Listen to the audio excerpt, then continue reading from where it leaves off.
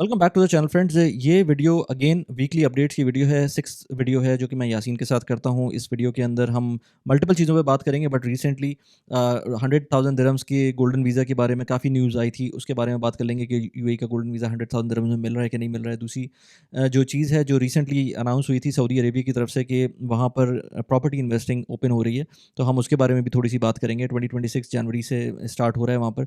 इसके अलावा बिटकॉइन ने 118,000 का लेवल ब्रीच किया। गोल्ड ने किस तरह का परफॉर्मेंस दी। स्टॉक्स ने एनवीडिया और माइक्रोसॉफ्ट ऑल टाइम हाई पे गए हुए हैं। $4 ट्रिलियन की इकोनॉमी कंपनी हो गई है एनवीडिया। और इस तरह की बहुत सारी चीज़ें जो कि इन्वेस्टर्स को डायरेक्टली हिट कर सकती हैं या आपको अपॉर्चुनिटी दे सकती हैं या आपको इम्पैक्ट कर सकती हैं। इन सारी चीज़ों पर बात की है। इस वीडियो फॉर्मेट को अगर आपको पसंद है तो प्लीज़ लाइक ज़रूर कीजिएगा और सब्सक्राइब कर लें चैनल को। और इस वीडियो के बारे में ज़रूर मुझे कमेंट करें, क्योंकि हम ये नया फॉर्मेट है और इसके ऊपर एज़ मच एज़ पॉसिबल हम डिफरेंट किस्म की बातें ट्राई करते हैं कि इसको प्रैक्टिस करें, इसको इसके ऊपर एक्सपेरिमेंट करें, ताकि आपको as much as possible value मिल सके। Let us know what do you want in comment section.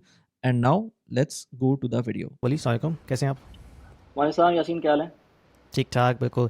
तो वली ये बताओ कि जो हम एसेट क्लासेस की बात करते हैं जिसमें ऑफ कोर्स स्टॉक्स भी हैं और गोल्ड भी है और अब बिटकॉइन भी उसकी एक कैटेगरी में आता है। फिर इसके अलावा रियल एस्टेट मार्केट है और ख़ासतौर पर दुबई में तो रियल एस्टेट मार्केट काफ़ी इस वक्त पूरी दुनिया के मुकाबले में काफ़ी हॉट चल रही है। तो तुम्हारे पास कुछ स्टैट्स नहीं कि भाई अगर हम उसको ईयरली बेसिस पे देखते हैं तो क्या हमें उनकी ग्रोथ नज़र आती है लास्ट ईयर के हवाले से, और फिर फ्यूचर हमें उस हिसाब से क्या नज़र आता है? यार, इंटरेस्टिंगली मैंने अभी हमारी मनी माइंडसेट अकेडमी अभी हो रही थी आज ही। मैं ऑलमोस्ट 3 घंटे का एक सेशन मैंने दिया था, तो उसके अंदर एक स्लाइड मैंने बनाई थी। मैंने कहा था डुअल पर्पस के लिए स्लाइड होगी, एक वहाँ पर भी चली जाएगी और एक मैं यहाँ पर भी प्रेजेंट कर दूंगा उसको।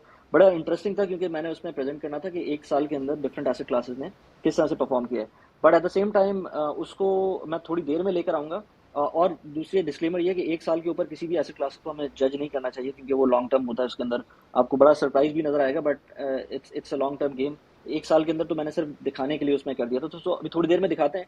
बट उससे पहले मुझको 2-3 पॉइंट्स यहाँ पर डिस्कस करने हैं। उसमें जो सबसे पहला पॉइंट है वो जो फेक न्यूज़ का होता है, और ख़ासतौर पे यूएई से लेकर जो हम बात करते हैं ना, तो जितनी भी चीज़ें आ रही होती हैं उसके अंदर कोई भी छोटी सी चीज़ भी होती है ना, वो ब्लो अप हो जाती है। तो अभी रिसेंटली इंडियन न्यूज़ मीडिया के अंदर और सारे मेजर न्यूज़ आउटलेट्स के अंदर वो जो न्यूज़ आई थी कि 100,000 दिरहम्स के अंदर जो है वो गोल्डन वीज़ा मिल रहा है। तो उस पर मैंने कहा थोड़ा सा एक पॉइंट कह दूं। अच्छा, ये जो हम लोग ये जो वीडियो बन रही होती है ना, इसमें एक फ़ायदा ये होता है कि इसमें हम एक्सटेम्पोर बोल रहे होते हैं, ना कुछ सोचा होता है कि क्या बोलना है, सिर्फ हमें पॉइंट्स थोड़े से होते हैं। तो इसमें हम कुछ अपना ऐसा पॉइंट भी बोल सकते हैं जो जो कि रेगुलर वीडियोज़ में फ़ौरन फ़ौरन नहीं जा रहा होता, क्योंकि ये अभी रिकॉर्ड हो रही है। Probably with in 10 hours 5 hours ये अपलोड भी हो जाएगी। सो उसके अंदर जो भी लोग इस तरह की न्यूज़ देख रहे होते हैं, उसमें बहुत इंपॉर्टेंट है कि आप ऑफिशियल न्यूज़ आउटलेट के को रेफर ज़रूर करें। और ऑफिशियल न्यूज़ आउटलेट भी कभी कभी आपको न्यूज़ ब्रेक कर देते हैं ब्रेकिंग न्यूज़ के लिए, और फिर बाद में वही सेम आउटलेट 5 घंटे बाद 10 घंटे बाद बोल रहे होते हैं कि नहीं नहीं, ये फेक न्यूज़ थी, ये सही नहीं था, डोंट रिलाई ऑन दैट। सो जब भी कोई इस तरह की न्यूज़ आती है ना, तो मेरे ख्याल से हमें थोड़ा सा टाइम लेना चाहिए, उसको एब्जॉर्ब करना चाहिए। बल्कि इनफैक्ट वो जो अभी बोइंग की रिपोर्ट आई है, वो भी बड़ी अजीब सी रिपोर्ट है। मतलब मुझे तो समझ ही नहीं आई थी वो रिपोर्ट। वो उसको अगर टाइम मिलता है तो उसको भी डिस्कस कर सकते हैं, क्योंकि इस तरह की बड़ी बड़ी कंपनीज की इस तरह की रिपोर्ट्स आना कोई एज सच अनोमली नहीं होती है। सो हम्म। उस पॉइंट ऑफ व्यू से जो गोल्डन वीजा की न्यूज़ है, उस पॉइंट ऑफ व्यू से 100,000 दिरहम्स अगर कोई इन्वेस्ट करके गोल्डन वीजा ले सकता है, तो मैं कहता हूँ कि कोई वर्थ नहीं करता। उसका रीजन ये है कि फर्स्ट ऑफ ऑल वो लाइफ टाइम नहीं था, वो अगेन गोल्डन वीजा था। वो पहले न्यूज आई थी कि लाइफ टाइम वीजा है, वो लाइफ टाइम वीजा नहीं था, वो गोल्डन वीजा था। 100,000 दिरहम्स आप खर्च करेंगे, उसके अंदर फैमिली के ऊपर और एक्सपेंस करेंगे, 120,000 115,000 इस तरह का खर्चा हो जाएगा आपका। जबकि आपको एक्चुअल में 2 मिलियन दिरहम्स खर्च करने थे ताकि आपको ये वीजा आपको मिलता। तो आप ये जो जो लोग भी इस पे जाते, वो ऑफ कोर्स उनके पास पैसे नहीं थे। इसका मतलब है कि वो 100,000 दिरहम्स को देखकर अट्रैक्ट हो रहे थे। पॉइंट ये है कि वो जो 100,000 दिरहम्स देख के अट्रैक्ट हो रहे थे, वो बाद में क्या करते? मतलब आप 100,000 दिरहम्स खर्च करके दुबई का वीजा तो ले लेते, लेकिन यहाँ रहना आसान तो नहीं है। It's very expensive place. अगर आपका ना कोई बिल्कुल। बिजनेस है, ना कोई जॉब प्लान हम्म। है, कुछ इस तरह का सिनेरियो नहीं है, तो कोई फायदा नहीं है फिर उसका। सो इसलिए कुछ सोच समझ कर ही जो जो गोल्डन वीजा है या इस तरह के जो वीजाज होते हैं, इनका एक थ्रेशोल्ड रखा जाता है कि जो लोग आ रहे हो वो सस्टेन भी कर सकें। 100,000 दिरहम देकर आप, पता चला कोई लोन लेकर आ गया, उसने उसको नॉमिनेशन ले ली, उसको खरीद के वो यहाँ पर पहुंच गया, उसके बाद क्या होगा? It doesn't make sense. So ये चीज़ें थी, मैंने कहा ये थोड़ा सा हाँ, इसको अच्छा क्लियर इसमें करते एक हैं। पॉइंट ये भी है कि मैं मौसम से बात कर रहा था इस बारे में, तो हम लोग ये डिस्कस कर रहे थे कि इसके पीछे कुछ ना कुछ तो चीज़ होगी, यानी कि सिर्फ इंडिया ने रिपोर्ट नहीं किया बल्कि जो मेन स्ट्रीम मीडिया है यूएई का उसने भी रिपोर्ट की थी ये बात। गल्फ न्यूज़ है, फिर इकोनॉमिक टाइम्स है, तो इतने बड़े बड़े मीडिया आउटलेट्स ने बगैर किसी स्क्रूटनी के तो इसको रिपोर्ट नहीं किया होगा ना, इसके उनके पास कुछ ना कुछ तो इंटेल होगी।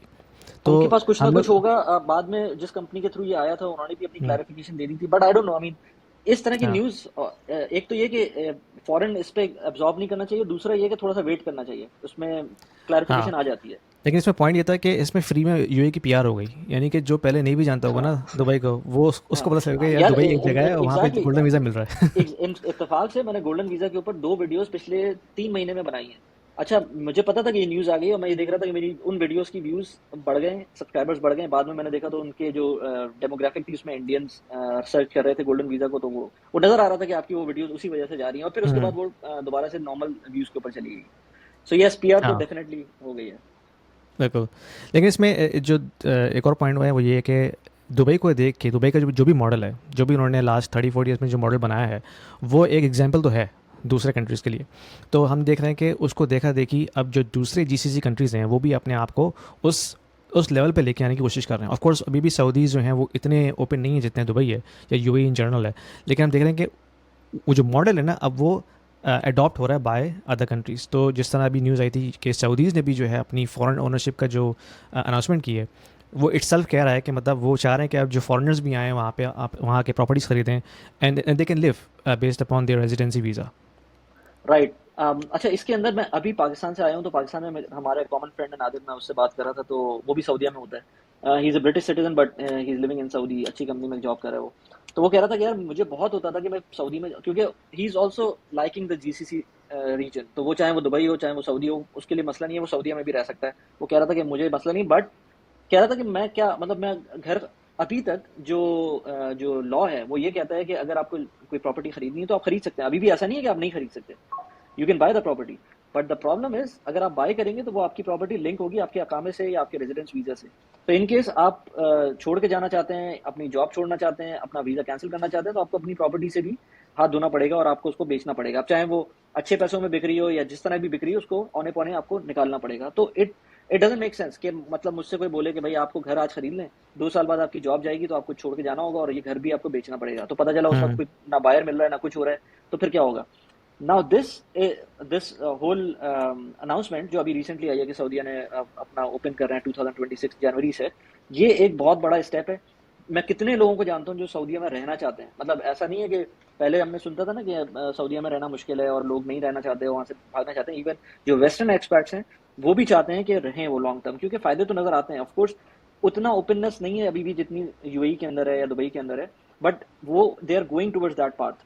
तो अब जैसे मेरा हमारा फ्रेंड है नादिर, अगर उसकी बात करें तो वो भी अब अगर उसको इस तरह का ऑप्शन मिलता है कि जनवरी से वो कोई प्रॉपर्टी खरीद सकता है और वो उससे लिंक नहीं होगी उसके अकामे से या रेजिडेंस से, तो फिर उसको प्रॉब्लम नहीं होगी, वो खरीद लेगा। अगर उसको जाना भी होगा सऊदी छोड़ के तो उसकी प्रॉपर्टी उसकी अपनी होगी, तो वो मसला नहीं है। So this is a step towards that liberation.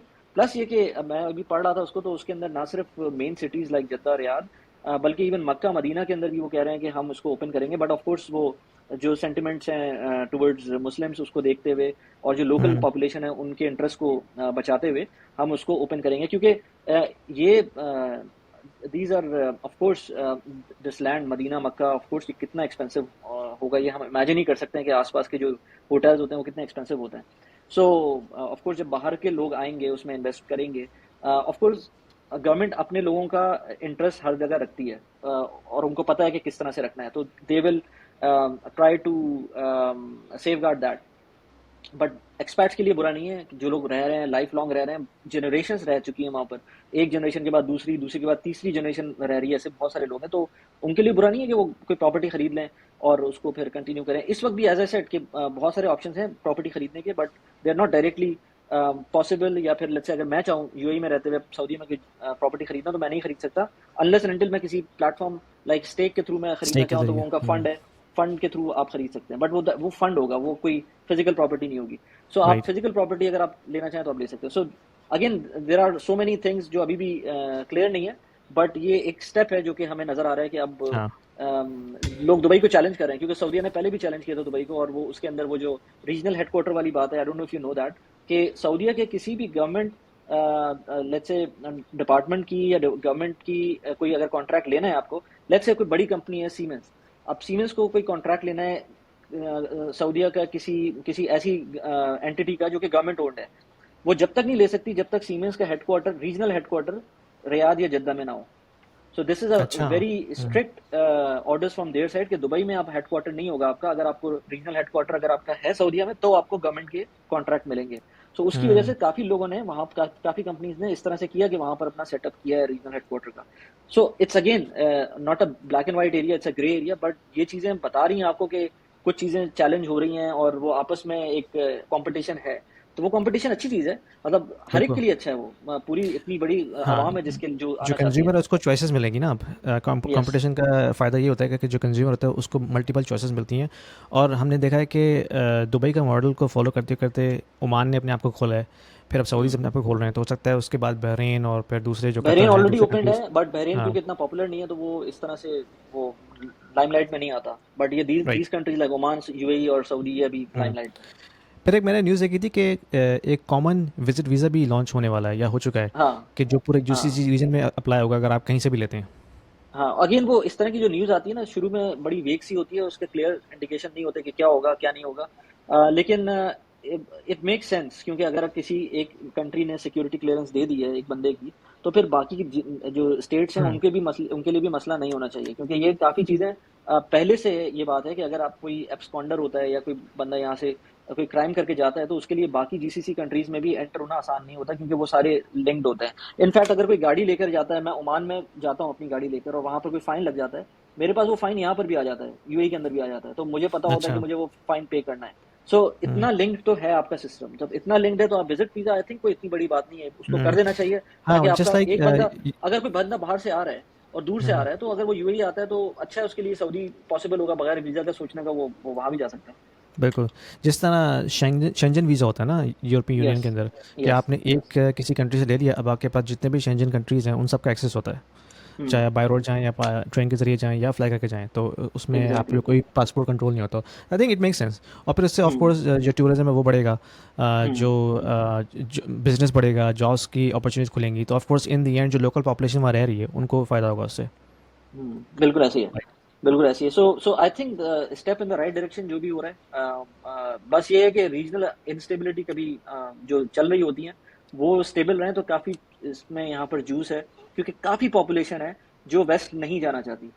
मतलब एक तो होता बिल्कुल। है ना कि आपकी अर्ज है, आपको जाना है, बट आपको मौका नहीं हम्म मिलता। बट बहुत हाँ सारे ऐसे लोग हैं जिनको जाना ही नहीं है, वो कहते हैं नहीं हमें अगर हाँ यहाँ सब सेट है तो फिर यहाँ पर ही रहना है, तो ऐसी पॉपुलेशन बहुत बड़ी है जिसको जो इस हम्म तरह की मेंटालिटी रखती है।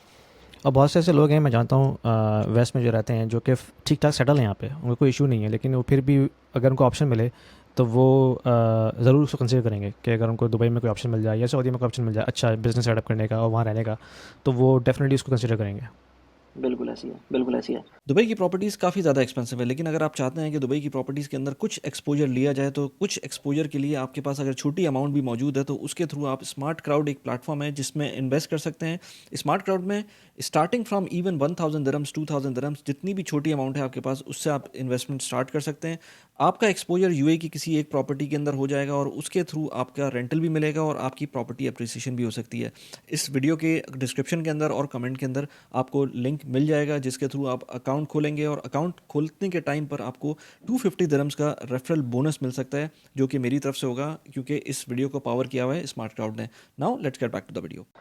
अपार्ट फ्रॉम दिस, अभी जो हम अगर न्यूज़ की बात करें तो एक बड़ी इंटरेस्टिंग न्यूज़ आई थी उसकी, अगर हम उसको थोड़ा सा गियर शिफ्ट करें टुवर्ड्स ग्लोबल थिंग, तो बिटकॉइन की न्यूज़ आई है, और तुम बिटकॉइन के बारे में वैसे ही काफ़ी प्रो हो, तो ये 118 का जो लेवल है, ये जो उसने ब्रीच किया है, और किसी मेजर न्यूज़ के बगैर ब्रीच किया है। मतलब हम तो सोच रहे थे ना पिछले पता नहीं छठी हमारी वो है सेशन, और उसमें हर दफ़ा हम यही कहते थे हम्म कि अब बिटकॉइन अब ऊपर जाएगा, अब ऊपर जाएगा, ऊपर जाएगा, वो सब कुछ ऊपर जा रहा था, बिटकॉइन अपनी जगह पे खड़ा हुआ था। बट हाँ एकदम से उसने जो है ना रेस की है लास्ट वीक के अंदर, कुछ पता है हाँ, उसका कि क्यों किया है या ऐसे ही मतलब हो गया है? कोई मेजर न्यूज़ तो नहीं आई है जिसकी बाद इसने इस तरह की एक्टिविटी दिखाई हो, लेकिन जो कॉमन कंसेंसस है ना बिटकॉइन की प्राइस मूवमेंट का, वो ये है कि बिटकॉइन प्राइस मूव करती है ग्लोबल लिक्विडिटी के ऊपर। तो जब भी हम ग्लोबल लिक्विडिटी को ट्रैक करते हैं तो हमेशा उसमें ना थोड़ा सा लैग होता है। यानी कि अगर ग्लोबल लिक्विडिटी का अगर आप चार्ट उठा के देखें, आपको मिल जाएगा बहुत इजीली, ग्लोबल M2 के नाम से आप सर्च करें। तो जो ग्लोबल M2 का चार्ट है वो आपको नज़र आ रहा है कि वो अपवर्ड डायरेक्शन में ही जा रहा है फ्रॉम दिसंबर ऑनवर्ड्स। यानी कि फ्रॉम सितंबर टू दिसंबर उसमें डिक्लाइन आया था, और फिर दिसंबर ऑनवर्ड्स जो है वो ऊपर जा रहा है। और उसमें और जो बिटकॉइन की प्राइस मूवमेंट है उसमें थोड़ा सा लैग होता है between 3 to 4 months on average. यानी कि अगर ग्लोबल M2 जो है वो ऊपर जा रहा है जनवरी से लेके लेट्स से मई तक, तो आफ्टर 3 मंथ्स आपको उसका वो इफेक्ट नज़र आएगा बिटकॉइन की प्राइस के अंदर। तो वो अब हमें नज़र आ रहा है। तो अगर तुम इसको M2 का चार्ट भी निकालोगे ना, तो तुम्हें नज़र आएगा कि वो जिस तरह से अभी मूव किया है पिछले 6 महीने के अंदर, उसका इम्पैक्ट अब हमें बिटकॉइन की प्राइस मूवमेंट में अब नज़र आ रहा है। तो ये अच्छा, एक वो एक कॉमन कॉमन फिनोमेना है जो हमें नज़र आता है हुँ, कि बिटकॉइन की प्राइस, क्योंकि बिटकॉइन जो है ना एक ग्लोबल एसेट है। ये वही बिटकॉइन है जो नाइजीरिया में भी आप खरीद सकते हैं, जो आप दुबई में खरीद सकते हैं, जो आप ऑस्ट्रेलिया में खरीद सकते हैं। इसका कोई एक्सचेंज नहीं है कॉमन। तो ये एक ग्लोबल एसेट है जो कहीं से भी खरीद सकते हैं आप। तो जब कभी भी ग्लोबल लेवल पे लिक्विडिटी इंजेक्ट होती है ना, चाहे वो चाइना से हो रही हो, चाहे वो रशिया से हो रही हो, चाहे वो यूरोपीय यूनियन से हो रही हो, ठीक है, तो उसका इम्पैक्ट बिटकॉइन पे ज़रूर आता है। क्योंकि जब लिक्विडिटी फ्लो होती है मार्केट्स के अंदर, तो बिटकॉइन एक ऐसी एसेट क्लास है जो कि हर कंट्री में आपको एक्सेस उसका मिला हुआ है। तो बहुत ईजिली इसमें जो है ना लिक्विडिटी फ्लो होती है। अगर लिक्विडिटी आ रही हो, कहीं से भी आ रही हो, चाहे चाइना से आ रही हो, चाहे यूएस से आ रही हो, चाहे यूरोप से आ रही हो, तो उसका इम्पैक्ट हमेशा हमने देखा है कि बिटकॉइन की प्राइस में पड़ता है। लेकिन उसका लैग है 3 to 4 मंथ्स का। तो अगर तुम M2 को देखोगे ना, तो M2 नज़र आएगा कि जो M2 ने अपवर्ड डायरेक्शन दिखाई थी from January to let's say मार्च अप्रैल, उसका इम्पैक्ट अब हमें बिटकॉइन की प्राइस मूवमेंट में नज़र आ रहा है। राइट, तो यस। ये अच्छा ये एक कॉमन लॉजिकल एक्सप्लेनेशन है उसकी। हाँ, M2 का चार्ट अभी मेरे पास नहीं आ रहा, लेकिन हम उसको देख सकते हैं। और आगे हमें एक और टॉपिक करना है जो कि बहुत इंपॉर्टेंट है, और उस टाइम पर हम M2 की बात कर सकते हैं, money supply, M2 money supply, जो कि हमारा हम्म एक टॉपिक है। हम प्रोबेबली उसके ऊपर अगले हफ्ते ट्राई करेंगे, क्योंकि आज का हफ्ता वैसे ही लोडेड था तो हम कर नहीं सक रहे उसमें। जो कि हमने सॉवरेन राइट। वेल्थ फंड के ऊपर बात करनी थी कि हम कैसे उससे अपनी पर्सनल फाइनेंस को रिलेट कर सकते हैं। बट फॉर नाउ एक इंपॉर्टेंट चीज़ है कि ये जो स्लाइड है ये मैंने बनाई थी, एज आई सेड बिफोर, के जितने एसेट क्लासेस हैं लास्ट 1 ईयर के ऊपर उनका क्या रिटर्न था। तो बिटकॉइन नजर आ रहा है कि ये ऑलमोस्ट 104% डबल के करीब हो गया। I mean there is no surprise, bitcoin कुछ भी कर सकता है। बट अपार्ट फ्रॉम दैट, जो अदर एसेट क्लासेस हैं, अगेन वन ईयर का जो एक टाइम फ्रेम है, ये कोई ज्यादा टाइम फ्रेम नहीं है, बट स्टिल इसके अंदर हमें ये नजर आता है कि ऑलमोस्ट के 12-13% के दरमियान यूएस के स्टॉक्स ने भी आपको रिटर्न दिया है इन लास्ट 1 ईयर। और अच्छा, इमार प्रॉपर्टीज बड़ी इंटरेस्टिंग है, क्योंकि दुबई की प्रॉपर्टीज वैसे ही ऊपर जा रही थी, बट इतना ऑफ कोर्स नहीं जा रही थी। इमार प्रॉपर्टीज का जो स्टॉक है वो तकरीबन 76% ऊपर गया है। और इसके अलावा इसने 1 dirham का डिविडेंड भी दिया था, तो इसके ऊपर ऑलमोस्ट 10% आप ये समझ सकते हैं कि इसका डिविडेंड भी मिला है इसके अलावा इसकी प्राइस के ऊपर। और अगर प्राइस को अगस्त या सितंबर 24 की बात कर लें, तो फिर तो आपको 1 dirham जो है वो इनफैक्ट 15% के करीब बनता है, 15-16% के करीब का डिविडेंड बनता है। सो इमेजिन कि ये ऑलमोस्ट जो गया है 90% के करीब जो है इसका रिटर्न आया है एमआर के स्टॉक का, अगर किसी ने लास्ट ईयर लिया हो। So again it's not something कि मैं ये कह रहा हूँ कि इस तरह की आगे भी ग्रोथ मिलती रहेगी, but this is just to show के एसेट क्लासेस ने किस तरह से परफॉर्म किया है। इसके अलावा हाँ, इंडियन स्टॉक्स बड़ा इंटरेस्टिंग है, क्योंकि इस साल उनका सिर्फ और सिर्फ इस वक्त तक 3% का रिटर्न है। सो हर एसेट क्लास हर वक्त परफॉर्म नहीं कर रही होती है। इंडियन एसेट क्लास, अच्छा ये सब कुछ डॉलर के अंदर है, मैं जितनी भी बात कर रहा हूँ ये सब कुछ डॉलर के अंदर है। तो हर एसेट क्लास हर वक्त उस तरह से परफॉर्म नहीं कर रही होती, कभी कुछ होता है कभी कुछ होता है। सो एक साल के अंदर ऑफ कोर्स इंडिया के स्टॉक्स ने 3% दिया है, गोल्ड ने 37% का रिटर्न दिया है, which is not that high considering कि बिटकॉइन डबल हो गया है। तो गोल्ड जो हम इतनी बात कर रहे हैं उसके अंदर भी कोई बहुत ज्यादा रिटर्न नहीं आया है, अच्छा रिटर्न है, but over the period of 5 years 10 years अगर देखना शुरू करेंगे तो एवरेज रिटर्न एक नॉर्मल सा रिटर्न है, कोई बहुत ज्यादा नहीं है। अगेन यूएस डॉलर ने भी थोड़ा सा इसमें डिप्रिशिएट लिया है, तो वो भी इसमें कंसिडर कर सकते हैं। बिल्कुल। अच्छा, उसके बाद ये पाकिस्तान के स्टॉक्स भी हैं, मैंने कहा ये भी इंक्लूड कर लूँ, क्योंकि मैं इसमें थोड़ा सा एनालिसिस कर रहा था। तो 67% का रिटर्न है डॉलर टर्म्स के अंदर, क्योंकि ये अगर पाकिस्तान के पिछले एक साल के अंदर देखें तो रुपी ऐसा कोई खास डिप्रिशिएट नहीं हुआ, तो उसके अंदर देखें तो 67% का रिटर्न आ रहा है उसके अंदर which is quite Pakistani healthy. Stocks हाँ, के अंदर, मैं एक्सपेक्ट नहीं कर रहा था विच कि इज़ वेरी इतना। गुड। हाँ, क्योंकि पाकिस्तान में जो लोग रहते हैं उनके पास ज़्यादा कोई ऑप्शन होते नहीं है, चाहे सिवाय कि वो पाकिस्तान की जो स्टॉक एक्सचेंज है उसमें इन्वेस्टमेंट करें, या फिर क्रिप्टो में, या फिर रियल एस्टेट के अंदर, और कुछ उनके पास यस, बचता नहीं है, क्योंकि उनके पास यस, एक्सेस गोल्ड नहीं है गोल्ड में भी होता है, जो गोल्ड इंटरनेशनल में कर मार्केट है। सकते हैं। हाँ, गोल्ड में कर गोल्ड में सकते कर हैं आप, सकते बिल्कुल। हैं। हाँ। हाँ, बिल्कुल। अच्छा, इसके बाद जो हमारा पॉइंट था, जो हम अलग से डिस्कस कर रहे थे, वो था माइक्रोसॉफ्ट और एनवीडिया का। उसके बारे में क्या क्या राय है, स्टॉक्स के बारे में और वैसे भी एज कंपनी? अगर हम एनवीडिया की बात करें तो ऑफ कोर्स एनवीडिया की जो वैल्यूएशन है वो तो काफ़ी हाई है, यानी कि अगर आप फंडामेंटल से उसको कंपेयर करें तो वो तो कहीं से नहीं आपको मैच होती हुई नज़र नहीं आ रही। लेकिन एक बड़ी मशहूर कहावत है ना कि market can remain irrational as long as more longer than you can remain solvent. तो इसका मतलब ये है कि जब तक आपके पास पैसा लगाने के लिए है, मार्केट जो है ना हमेशा आगे परफॉर्म करती रहेगी। तो अब ये है कि जो जो सेंटिमेंट है इन्वेस्टर्स का टुवर्ड्स एआई वो काफ़ी पॉजिटिव है, और लोग उसी की बेस पे एनवीडिया, माइक्रोसॉफ्ट, इन कंपनीज में पैसा डाल रहे हैं, क्योंकि अभी मास लेवल के ऊपर जो है वो डाटा सेंटर डिप्लॉयज हो रहे हैं। तो डाटा सेंटर जब डिप्लॉय होंगे तो ऑफकोर्स आपको इंफ्रास्ट्रक्चर चाहिए, आपको हार्डवेयर चाहिए, और ख़ासतौर पर जो एनवीडिया के चिप्स हैं वो एक यूनिक उसके अंदर फैक्टर है। तो ऑफकोर्स उसकी डिमांड इतनी हाई है फ्यूचर के लिए, तो उसकी वजह से लोग उसमें बैट कर रहे हैं कि भाई this is going to perform in the next 5 years. और तो यही हमें नज़र आ रहा है कि एनवीडिया की जो परफॉर्मेंस है पिछले 2-3 साल के अंदर वो एक्सपोनेंशियल रही है, और हो सकता है आगे भी ऐसी रहे। 53 पी के ऊपर चल रहा है एनवीडिया। हाँ हाँ, वही ना, वैल्यूएशन देखें तो वो कहीं से आपको मेक सेंस करती हुई नज़र नहीं आती। यानी कि हम्म। आप 53 मल्टीपल्स की बेट कर रहे हैं उसकी अर्निंग्स के ऊपर, यानी कि जो हम्म। अर्निंग अभी है उसके 53 टाइम्स आप जो है उसका उसका पे कर रहे हैं स्टॉक की प्राइस के अंदर। हाँ। तो ऑफकोर्स वो हाँ। काफ़ी हाई है, लेकिन लोग जो हैं वो बेट कर रहे हैं कि भाई नेक्स्ट 3 ईयर्स 5 ईयर्स के अंदर एनवीडिया की जो डिमांड इतनी रहेगी जिसकी वजह से ग्रोथ होगी। तो यही हम्म। यही इसका प्रिंसिपल है इन्वेस्टिंग का। और माइक्रोसॉफ्ट हालांकि। ऑफ कोर्स उसमें सबसे बड़ा हाँ। कंज्यूमर है, क्योंकि माइक्रोसॉफ्ट के जो सर्विसेज हैं अज्योर की, वो हम्म। ओपन एआई को यूज़ करती है। तो ओपन एआई के ज़रिए जाहिर सी बात है उसका जो प्रॉक्सी है वो एनवीडिया है बिहाइंड द सीन इंफ्रास्ट्रक्चर, क्योंकि माइक्रोसॉफ्ट की जो अपनी क्लाउड सर्विसेज है उसमें भी एनवीडिया की चिप्स यूज़ होती हैं। तो यही एक फिनोमिना जो इसको ड्राइव कर रहा है। हालांकि माइक्रोसॉफ्ट का अपना जो पी रेशियो है वो ऑलमोस्ट 39 के ऊपर है, बहुत ज़्यादा नहीं है, मतलब ज़्यादा ये भी है बट एनवीडिया से ज़्यादा नहीं है। एनवीडिया से ज़्यादा हालांकि नहीं है, लोगों हाँ। ने लोगों ने अभी वो देखा था डीप सीक की वजह से एनवीडिया के ऊपर क्या इम्पैक्ट आया था, बट स्टिल दोबारा से वो सब कुछ भूल गए लोग, और हाँ, फिर वो वो असल दोबारा में से एक परफॉर्म चल रहा है। एक यूएस फैक्टर भी है ना, कि यूएस कह रहा है कि भाई हमने तो एआई को जो है रेगुलेट करना है, ताकि यूएस कंपनीज जो हैं वही एआई चिप्स को कंट्रोल करें और वही जो है सर्विसेज प्रोवाइड करें। इसीलिए वो चाइना को आइसोलेट करते जा रहे हैं आहिस्ता आहिस्ता। इन दी एंड होगा ये कि चाइना भी अपनी एक एक पैरेलल जो है वर्ल्ड क्रिएट कर लेगा एआई की, जिसमें ऑफ कोर्स दूसरे कंट्रीज़ भी शामिल हो जाएंगे, चाहे वो एशियन कंट्रीज़ हों या साउथ अमेरिकन कंट्रीज़ हों या यूरोपियन कंट्रीज़ हों। तो यूएस की जो मोनोपोली है वो चाह रहे हैं कि वो हमेशा रहे, चाहे वो एआई की रेगुलेशन के ऊपर हो या फिर जो यूएस कंपनीज ये जो चिप्स प्रोड्यूस कर रही हैं एनवीडिया उसके ऊपर हो। तो उसको देखते हुए, क्योंकि ट्रम्प ने कुछ इस तरह का रेटोरिक आगे आने का फैलाया है, तो लोगों को शायद ये समझ आ रहा है कि यूएस की जो जो हेजमनी है उस हवाले से वो कायम रहेगी, और उसकी वजह से जो एआई की जो जो भी डिप्लॉयमेंट होगी वो यूएस सेंट्रिक ही होगी। तो शायद इस वजह से लोग उसको भूल गए डीप सीक को।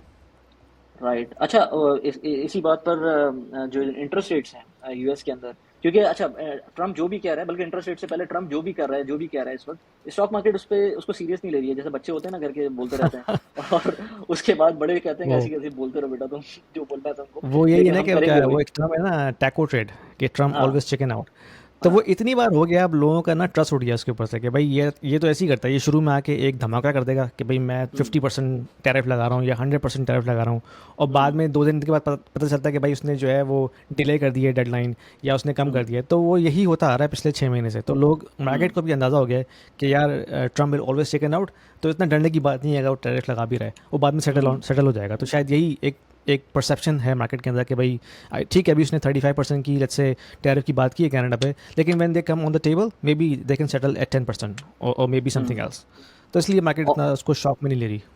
और चाइना, जापान, इनके ऊपर भी और ब्राजील, इनके ऊपर भी वही ट्रेड टैरिफ्स हैं, लेकिन अगेन वो इसको डिस्कस करना मेरे ख्याल से अगेन अपना टाइम ज़ाया करने की बात है। मैं बहुत सारे बिल्कुल, लोगों को भी देख रहा हूँ वो इसको खास डिस्कस भी नहीं कर रहे, क्योंकि अब क्या डिस्कस करेंगे, पता चला 2 दिन बाद दोबारा कोई चीज़ें एग्जैक्टली, यू चेंज नेवर होते नो। नजर आती हैं। और इससे तुम सोचो कि बिजनेस के ऊपर कितना इम्पैक्ट पड़ा होगा। फॉर एग्जांपल, अगर आप एक बिजनेस यूएस में कर रहे हैं और आपका रॉ मटेरियल जैसे लेट्स से चाइना से आ रहा है या हम्म। ब्राज़ील से आ रहा है, तो अब आपको पता ही नहीं है कि आप 6 महीने में आपकी प्राइस क्या होगी, तो आप हम्म। आगे कोट ही नहीं कर सकते प्रोजेक्ट को। तो इससे कितना हम्म। इम्पैक्ट पड़ा होगा बिजनेस के ऊपर, तो ये भी सोचने वाली बात है कि सिर्फ मार्केट के ऊपर इम्पैक्ट नहीं पड़ा, जो रियल बिजनेसेस हैं उनके ऊपर काफ़ी इम्पैक्ट पड़ रहा है, क्योंकि उनको पता नहीं कि उनकी प्राइस आगे क्या होने वाली है। यार कंज्यूमर्स पे पड़ने लगा है ना इम्पैक्ट, क्योंकि मैं अभी बहरोज से बात कर रहा था लास्ट, ये पुरानी बात है, ऑलमोस्ट 3-4 महीने पुरानी बात है या 2 महीने पुरानी बात होगी। वो हम बैक एंड फोर्थ कर रहे थे एक इक्विपमेंट से रिलेटेड कैमरा था उसके ऊपर। तो जब उसने कहा यार मुझे बहुत सस्ता डील मिल रही है कैमरे के ऊपर, आई थिंक सोनी का था कोई अच्छा कैमरा, मैं आई फॉरगॉट द नेम। मैंने कहा यार क्या डील मिल रही है, तो कह रहा है कि मुझे इतने का मिल रहा है। तो मैंने जब उसकी प्राइस यहाँ यूएई में देखी तो वो मुझे आफ्टर डिस्काउंट जो कह रहा था कि बहुत अच्छी डील मिल रही है, जब मैंने उसको यहाँ पर उसकी एक्चुअल में प्राइस देखी तो वो उससे भी कम थी। तो ये पहली दफा हुआ कि मैंने यूएस की अमेजोन की प्रोडक्ट की किसी ऐसी इलेक्ट्रॉनिक की डिवाइस की प्रोडक्ट जो यूएस में मिल रही है उसकी प्राइस ज्यादा है कंपेयर टू यूएई। यूएई में सस्ती मिल रही थी। और उसी के बाद तकरीबन एक महीने बाद उससे अगेन मेरी बात हो रही थी इसके ऊपर, ये जो एक इसका व्लॉगिंग कैमरा होता है ना, आई फॉरगॉट द डीजे का व्लॉगिंग कैमरा था। तो मैंने लिया था, मुझे पता था कि 2600 दिरहम का मिल रहा था उस टाइम पर। उसने जब मुझे वो डॉलर टर्म्स में प्राइस बताई तकरीबन 3300 दिरहम्स का पड़ रहा था। सो मैंने फौरन देखा, मैंने कहा शायद महंगा हो गया होगा। जब मैंने यहाँ देखा तो यहाँ पर वही प्राइस थी 2600 दिरहम्स की। जब मैंने उसको दोबारा वो स्क्रीनशॉट भेजा तो उसने कहा कि यार ये वही मसला है कि सारी की सारी प्राइसेस जो है ना वो बढ़ा दी हैं बढ़ गई वहाँ हैं। पर सप्लायर्स ने। यस, अब वो चाहे हाँ एक्चुअल में बढ़ी हो या एंटिसिपेट करके उन्होंने बढ़ा दी हो, बट ये इम्पैक्ट इवेंचुअली आपके कंज्यूमर पे आ रहा होता है। हाँ, ये भी हो सकता है ना कि तुमने अगर यूएई में इसको देखा है तो ऑफ कोर्स यूएई में हो सकता है इन्वेंट्री पहले की हो नहीं नहीं, वो तो और बाद में भी यूएस में इन्वेंट्री ऐसे जो ही है हो वो रहा बाद। था। नहीं नहीं नहीं, अच्छा। बाद में भी ऐसे ही हो रहा था, बाद में भी ऐसे ही हो रहा था। और यूएस में तो बहुत उसी वक्त 2-3 दिन के अंदर ही चेंज हुआ था उसकी प्राइस, इम्पैक्ट और आ गया था। हाँ, यूएई में नहीं हुआ था। और मुझे याद है कि एप्पल ने भी अपनी प्राइसेस बढ़ा दी थी और उन्होंने उन्होंने इनवॉइस के अंदर लिखना भी शुरू कर दिया था कि भाई ये जो एक्स्ट्रा चार्ज है वो टैरिफ की वजह से हाँ, है जिसकी वजह से और ट्रम्प ट्रम्प ने ट्रम्प जो है की हट गई ना उसने आके फिर सुनाई थी उसको टिम कुक को। तो फिर बाद हाँ में उसने फिर उस डिसीजन को वापस लिया। हाँ, तो ये है। सही। अच्छा अच्छा, खैर, इसके अब हम अंदर आते हैं हाँ। जो नेक्स्ट पॉइंट है हम्म बॉन्ड मार्केट का हम्म, कि हम बिल्कुल बहुत पिछले इंटरेस्टिंग पॉइंट है। पिछले आई वांट टू, एग्जैक्टली क्योंकि बहुत सारे लोगों को समझ में भी नहीं आता, तो थोड़ा सा एक्सप्लेन कर दो बॉन्ड मार्केट होती क्या है। राइट। बॉन्ड मार्केट बेसिकली एक डेट मार्केट है। डेट मार्केट मींस यानी कि गवर्नमेंट्स जो हैं वो अपना डेट सेल करती हैं। यानी कि फॉर एग्जांपल उसको आम अल्फाज में कहते हैं ट्रेजरी नोट्स या ट्रेजरी बिल्स के नाम से।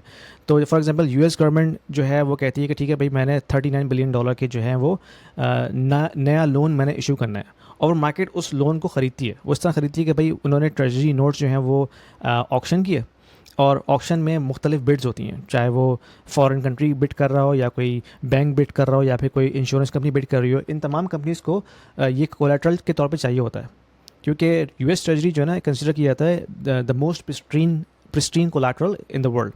यानी कि उस कोलेट्रल को बाद में आप मल्टीपल टाइम्स आगे बेच सकते हैं और उसके ज़रिए आप मज़ीद लोन ले सकते हैं। तो इसलिए सबसे जो हाई रैंकिंग AAA ग्रेड जिसको आप कह सकते हैं, जो हाई प्रिस्टीन कोलेट्रल होता है, वो कंसिडर होता है यूएस ट्रेजरी। तो उसकी इसी वजह से डिमांड काफ़ी ज़्यादा रहती है।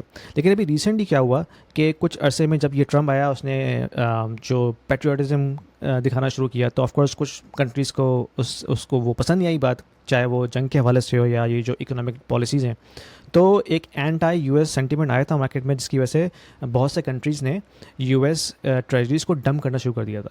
और डंप करने से, और चाइना तो ऑलरेडी सेल कर रहा है, यानी कि चाइना और जापान दुनिया के दो बड़े बायर्स हैं जो कि यूएस ट्रेजरीज़ होल्ड करते हैं अभी भी। लेकिन China for the past I think 3 और 4 ईयर्स नेट सेलर बन चुका है, यानी कि वो आहिस्ता आहिस्ता उसको डंप करिए जा रहे हैं। तो जब डंप करते हैं तो उससे होता है कि जो बॉन्ड की जो प्राइस है ना वो नीचे आना शुरू हो जाती है, और बॉन्ड की प्राइस और बॉन्ड की जो यील्ड है, जिसको हम इंटरेस्ट रेट भी कहते हैं, वो इन्वर्सली प्रोपोर्शनल होती है एक दूसरे से। तो अगर बॉन्ड की प्राइस जो है नीचे जा रही है तो यील्ड्स ऊपर जाना शुरू हो जाती है। तो रिसेंटली हमने देखा था कि जब ट्रम्प ने आके ये सारी पॉलिसी शुरू की तो यील्ड्स अचानक से बढ़ना शुरू हो गई थी यूएस 10 ईयर की। यूएस 10 ईयर जो है ना एक तरह से बेंचमार्क कंसिडर किया जाता है इंटरेस्ट रेट का। तो अगर यील्ड्स बढ़ना शुरू हो रही है, इसका मतलब जो मार्केट है वो प्रिडिक्ट करिए कि भाई आने वाले वक्त में इन्फ्लेशन भी हाई होगी और ग्रोथ भी हाई होगी, जिसकी वजह से वो यील्ड्स ज़्यादा बिड हो रही हैं। तो एक कंसेंसस ये था मार्केट में कि भाई क्योंकि लोग मार्केट में ट्रेजरीज डंप कर रहे हैं, दैट मीन्स इंटरेस्ट रेट अब ऊपर जाएगा, कम नहीं होगा, जिसकी वजह से फेडरल रिजर्व की जो बात थी वो सही समझ में आ रही थी कि भाई वो जब भी वो रेट अपना कम नहीं कर रहा है। लेकिन अभी लास्ट वीक में ये न्यूज़ आई है कि यूएस गवर्नमेंट ने $39 बिलियन की ट्रेजरीज ऑक्शन की, और वो एक्सपेक्टेड यील्ड से भी कम पे आके सेटल हो गई।